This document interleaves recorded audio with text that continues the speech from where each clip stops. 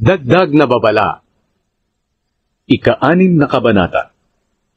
Anak, kapag nangako kang managot sa utang ng iba, at naipit ka sa pangakong iyon, ganito ang gawin mo, upang maayos ang pananagutan mo sa kanya.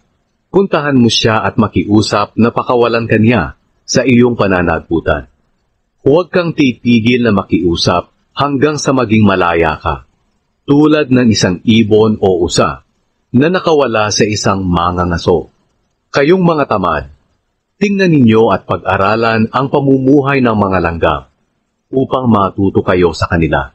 Kahit na walang namumuno at nag-uutos sa kanila, nag-iipon sila ng pagkain kapag tag-araw at panahon ng anihan, upang may makain sila pagdating ng tag-ulan. Kayong mga tamad, matutulog na lang ba kayo? Kailan kayo gigising? Kaunting tulog, kaunting pahinga, at ang paminsan-minsang paghalokip-kip ng mga kamay, at hindi ninyo mamamalayan, darating ang kahirapan na para kayong ninakawan ng tulisan. Ang taong walang kwenta at masama ay puro kasinungalingan ang sinasabi.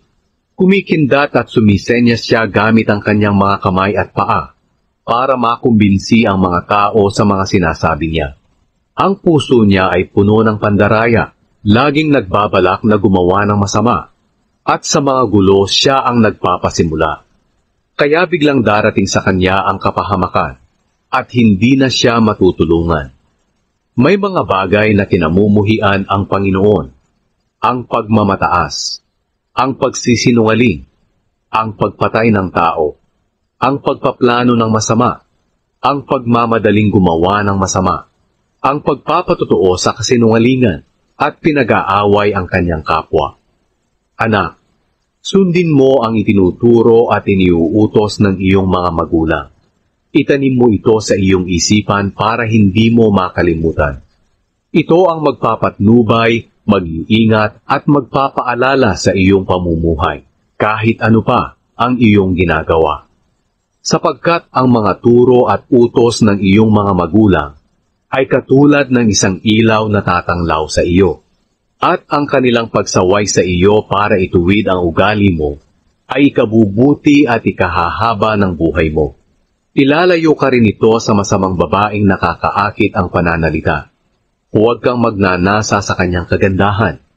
Huwag kang patutukso sa kanyang pang-aakit. Ang pakikipagsiping sa babaeng bayaran ay pwedeng bayaran sa halaga ng tinapay. Ngunit ang pakikipagsiping sa asawa ng iba ay pagbabayaran mo ng iyong buhay. Kung maglalaro ka ng apoy sa iyong kandungan, tiyak na masusunog ang damit mo. At kung tatapak ka sa baga, mapapaso ang mga paa mo. Kaya kapag sumiping ka sa asawa ng iba, magdurusa ka. Minsan nauunawaan ng mga tao ang taong nagnakaw dahil sa gutom. Ngunit pinagbabayad naman siya ng 7 beses ng kanyang ninakaw kapag nahuli, kahit maubos pa ang lahat ng pag-aari niya. Ang taong sumisiping sa asawa ng iba ay hangad. Sinisira lang niya ang kanyang sarili. Masasaktan siya at habang buhay na mapapahiya, sapagkat ang asawang seloso ay sobra kung magalit at maghihiganti siya ng walang awa. Kahit magkano pa ang ibayad, hindi niya ito tatanggapin.